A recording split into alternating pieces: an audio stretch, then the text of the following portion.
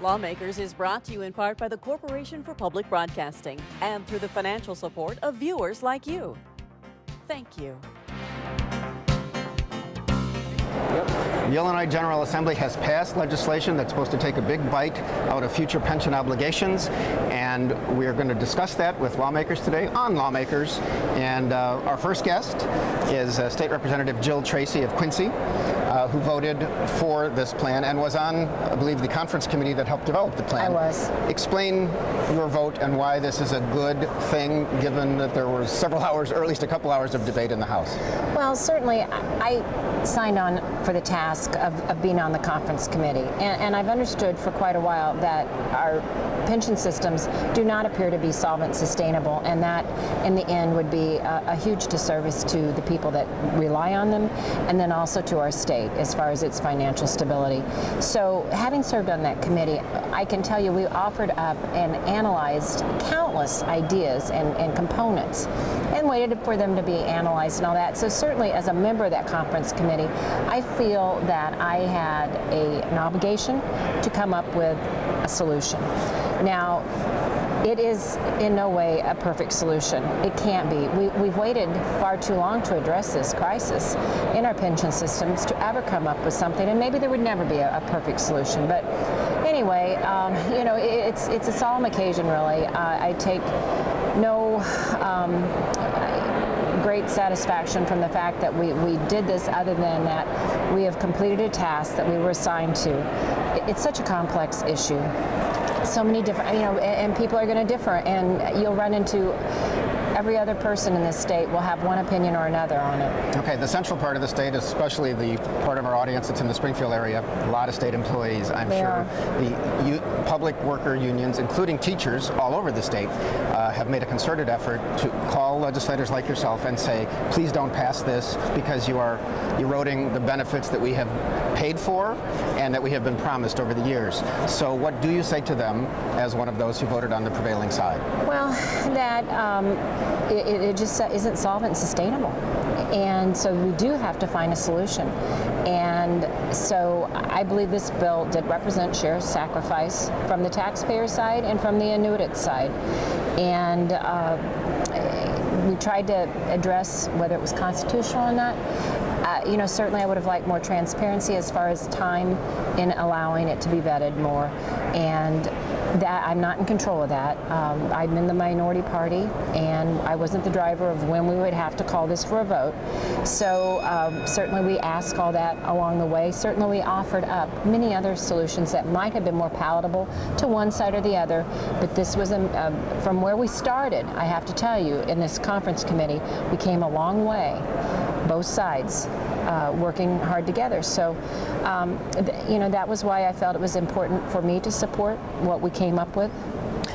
Okay, well, it's interesting because I know you, as someone who had to cast a vote, was kind of caught in the whipsaw between two sides, and there was opposition not only from the side of state employees and unions and retirees, there was also some conservative groups, and we'll talk about the governor's race in a second, one of the Republican candidates for governor in particular saying this doesn't go far enough, the state should just cut off retirement benefits that people have earned up to now, go to a 401k system that will be cheaper and more sustainable. So how do you answer the critics from the fiscal right who say that this was not tough enough a cut for the benefit of state programs that have to be funded in the future? I always said there was 4 steps that would have to pass the House and the Senate, be signed by the governor, and then pass the constitutional test. So, you know, we're halfway through those steps. And so my answer to that is the governor would never sign that, is what you're partly. I'm thinking that, you know, it wouldn't go beyond the rest of it. You know, it's just, millions of dollars are costing us, each person in the state, every day, the longer we let the unfunded liability grow. And so it becomes an issue every day. It impacts everyone's life in this state. And so, you know, I do feel like it's a crisis that the longer we wait, the more difficult it's going to come up with a solution that's going to do that 4-step test I just mentioned. Okay. Let's ask that political question that is probably of interest given what happened with this vote because you are the lieutenant governor candidate, the running mate of Senator Kirk Dillard. Senator Dillard voted against the bill in the Senate, and it passed in the Senate 30-24. You, Jill Tracy, voted for it in the House, and it passed 62-53. What kind of discussions took place between you two? Why is there not a united front between you two? Does this cause any kind of a chasm between you and your running mate? I don't think so. I mean, certainly on many issues, Senator Dillard and I, choosing together to run as a team, we agree in very many things. And I think we're both in agreement that this is very much a crisis in this state. We recognize that we need to come up with a solution. I think we saw here how close this vote was, that people that are very concerned and conscientious and want to see a solution have a difference of view of how it should be best addressed. So, certainly it's no surprise that every other one, as I say, will differ.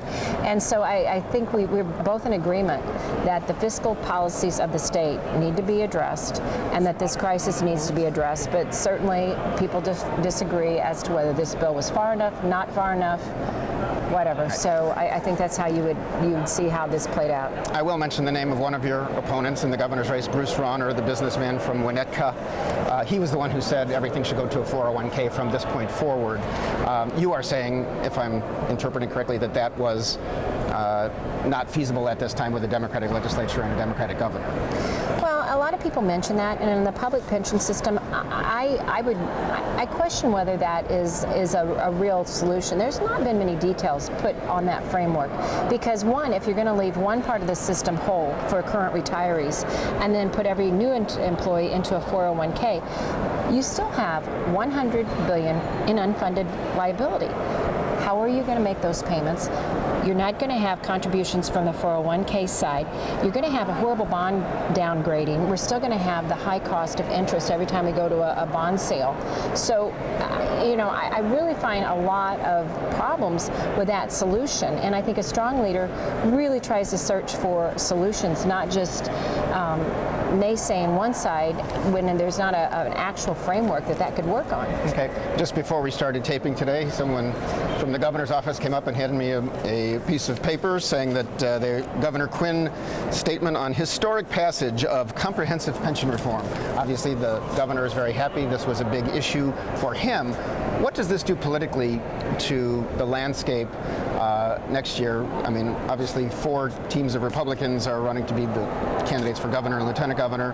Governor Quinn, there was somebody who filed to run against him, but he's clearly going to be the Democratic candidate.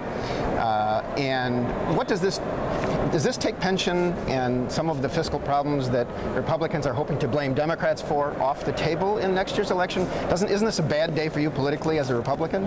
I don't think at all. So at all. Actually, I don't consider myself a politician. I consider myself a problem solver. I consider myself a public servant.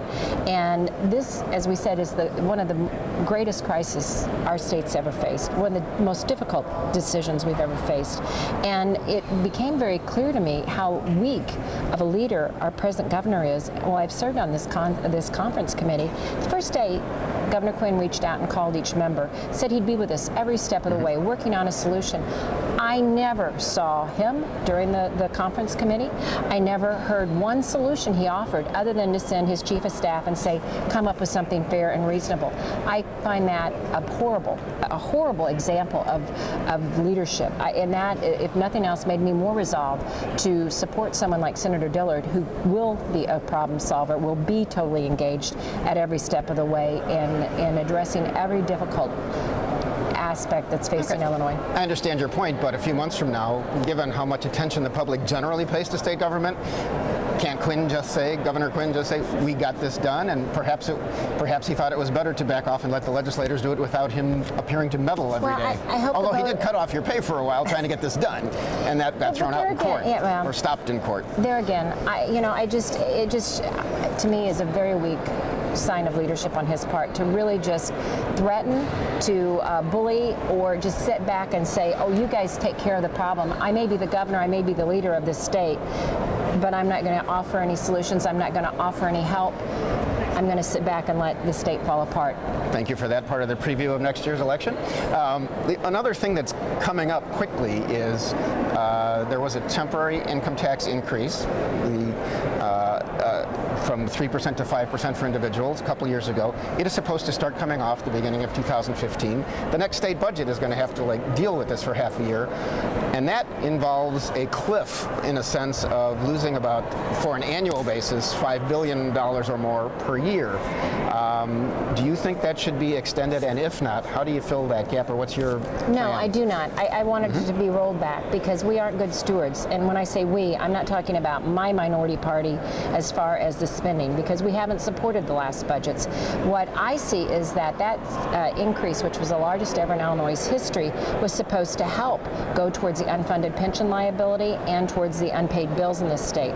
$7 billion in revenue. We have nothing to show but a worse set of financial circumstances now. So we've got to be better stewards, and I want to lead that charge, and we need a fiscal conservative at the helm.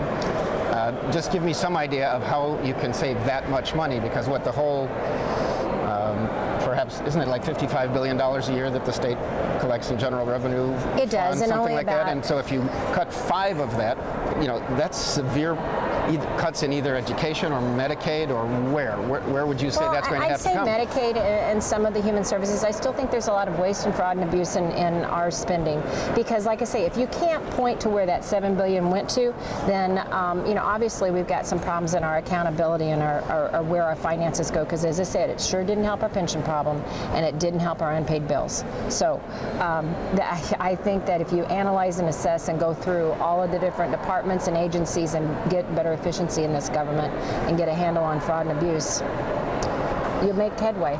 It is Sounds uphill, but it is I know interesting. it's But there. we used to have, it was some tens of thousands more employees. I think it was up to 70,000. Now it's closer to 50, if I'm right, on state employees. We have a lot of high management that's been infused with the last 2 administrations, and I think. But I mean, the frontline workers will tell you they're working harder. They're doing 2 and 3 jobs based on compared to what used to happen. At least many of them. I agree. I hear that every day, and I can tell you none of these agencies are working, and it's not the fault of the rank and file employees. They've just been cut. Their morale's low. We need to shore them up and allow them to get their jobs done. I think that's by a governor overseeing the administrative agencies and assisting them and giving them more staff where needed, and cutting that upper level of management that we've seen placed that don't have expertise or experience in running the agencies that they're running. Okay. There is some discussion as we do this program also of if companies such as Archer Daniels Midland, which wants to move its headquarters out of Decatur, possibly to Chicago, should get any kinds of state assistance to do so. They want, I think, $24 million to help with that move. That could keep the jobs in Illinois.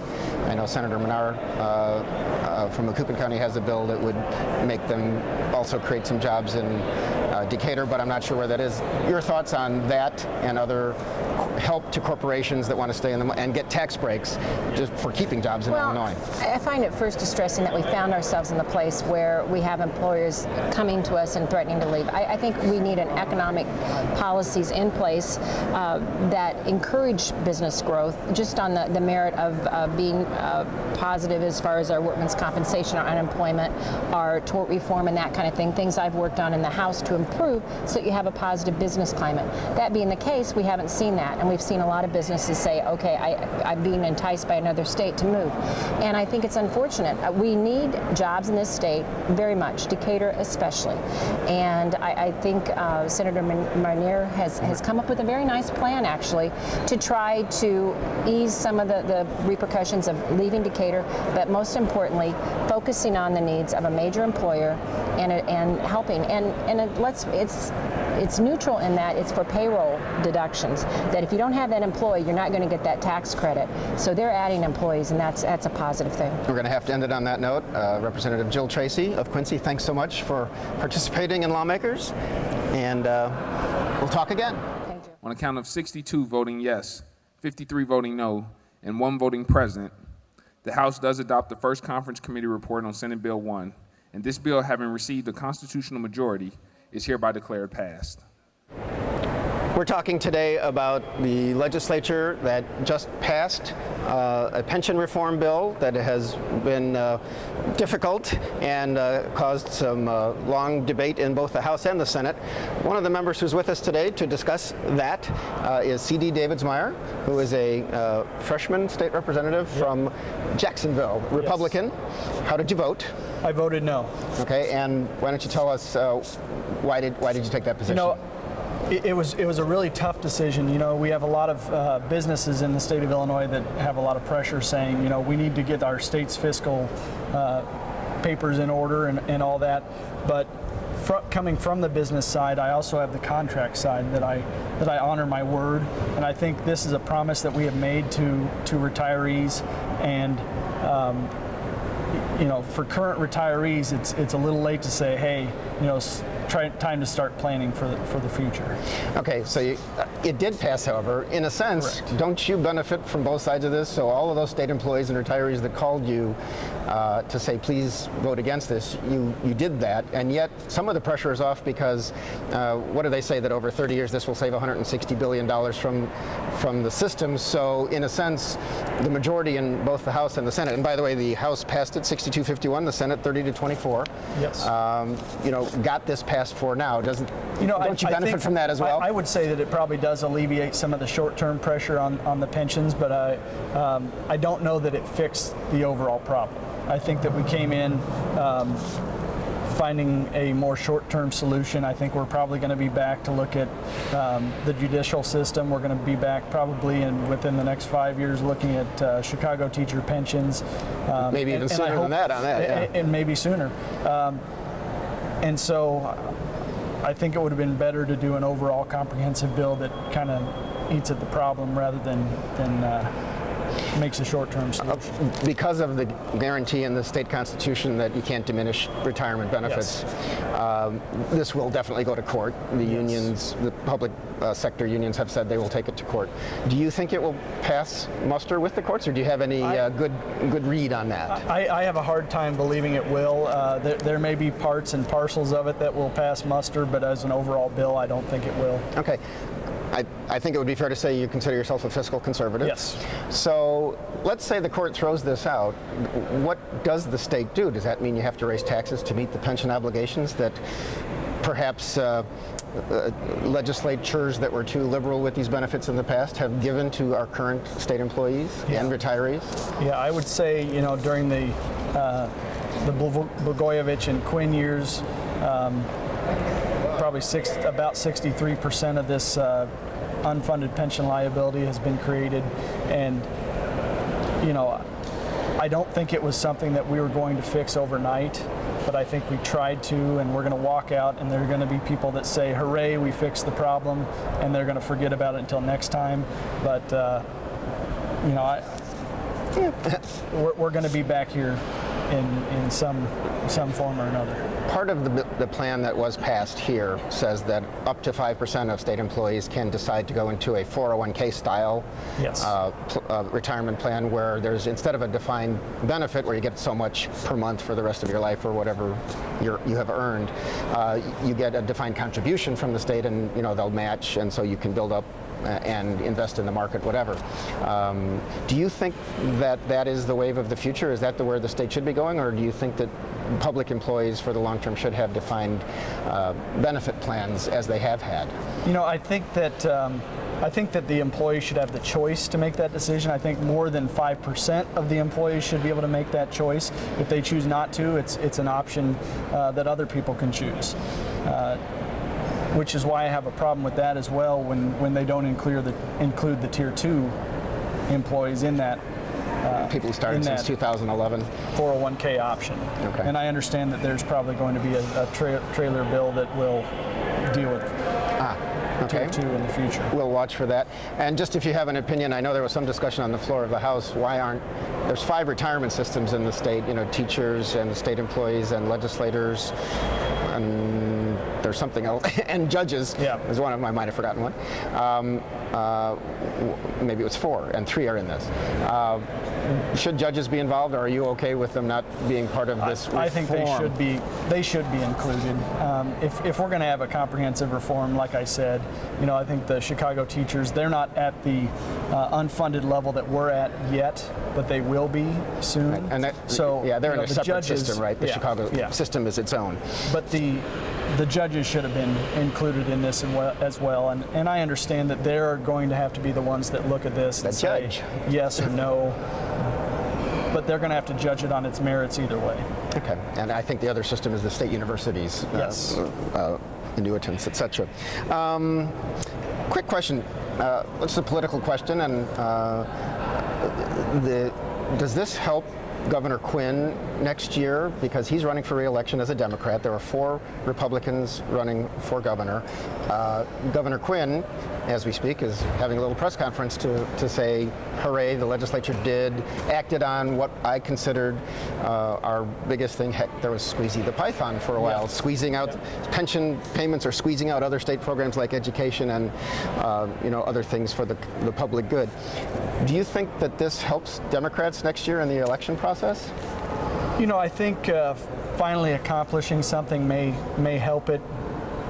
But on the other side, you also have the cause of that problem, which this administration and the prior administration and those at the top right now have been a big part in causing a lot of the problems. So you have the positives and negatives. Understood. There. And of course, I'm sure that those on the Democratic side would argue that Jim Thompson and George Ryan and even Jim Edgar did a pretty good job of allowing benefits to be enhanced as well. And I would never make the argument that anybody is innocent in this process, but the majority of it's come about in the last decade or so. Okay.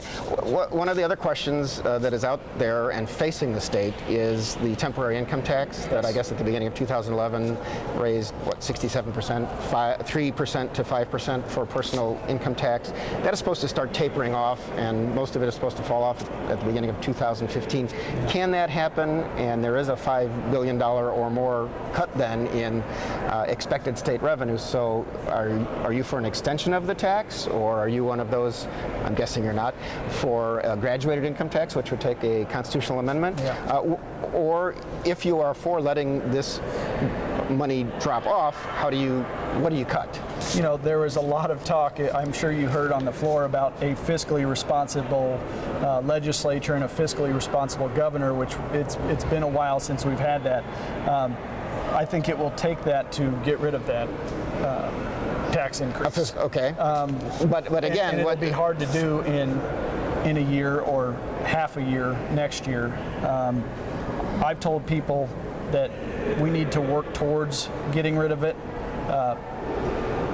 but we can't get rid of things like that while we're expanding programs like Medicaid and things of that sort. So how do you get this done? Because I know state employees, the numbers are down. Heck, we've seen in Jacksonville, closing of Jacksonville Developmental Center. I know that was very difficult for people in your community. Definitely. So is it possible? Is fiscally conservative leadership enough to get that done without real pain for people who benefit from state programs? The problem is the programs that are discussed are always education and the poor and the needy. We don't talk about other programs where it can be cut. So it's the politically popular issues that are brought up at the forefront when you talk about cutting, so that makes it much more difficult. But I don't believe that it can be on one day just go away. I just don't believe it fiscally possible. I'm a realist.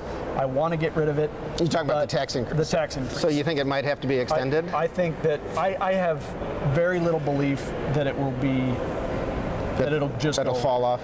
Oh, so you think, and of course we do have a Democratic legislature and a Democratic governor right now. Correct. Although he's running for re-election, so he'd have to justify this. True. But you think that the $5 billion cutoff over a year's time will not happen, and so something will be extended, or at least part of it. Yeah, and I believe that something will probably be extended when it comes time for a budget address. I don't know if they'll do some kind of scheme like a 6-month budget to make it look okay, and then say, we'll deal with this after the election. So who knows what will happen, but there's been crazier things. Have you got a favorite in the governor's race?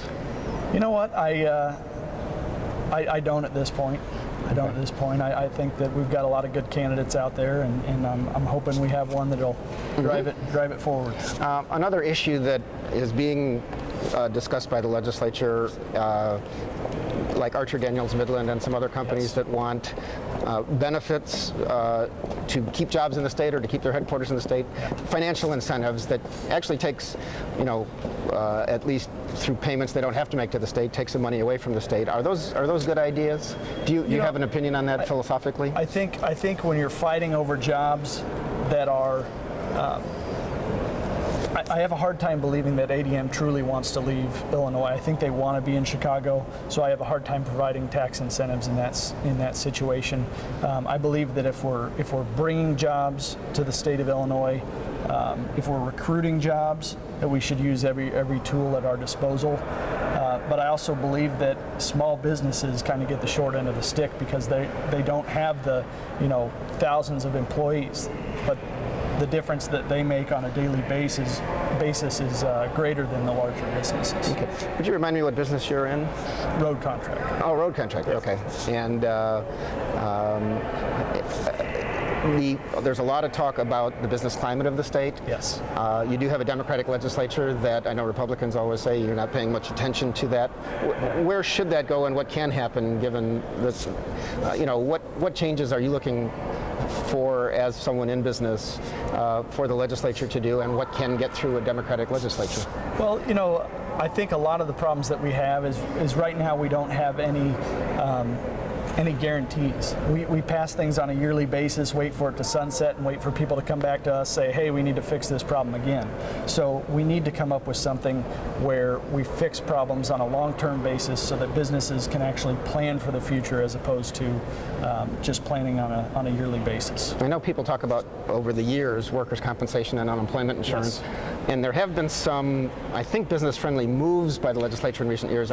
Is that where it needs to be, or does that more have to be done as far as you're concerned? The last workers' comp bill that came through, I don't think it did anything for rates. We've seen our rates continue to go up and up. I've talked to individuals from other states. My mother-in-law, for one, who recently had carpal tunnel surgery. I said, well, did workers' comp cover that? And she said, no, why would it? She said, I play the piano. I'm involved in church and all that stuff, and it was kind of a confusion when I asked the question. Because in Illinois, a lot of times, Yes. only a percentage of it may happen at work, but you get paid through your work, Correct. which hurts employers. Correct. And any particular issue that you are hoping to advance in the new year? I think that we just need to work on that overall business climate, just provide some future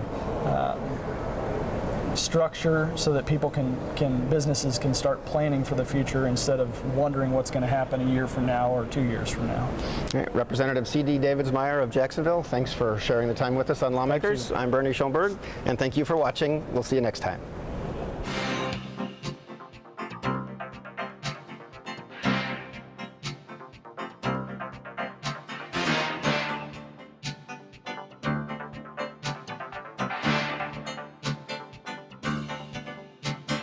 Lawmakers is brought to you in part by the Corporation for Public Broadcasting and through the financial support of viewers like you.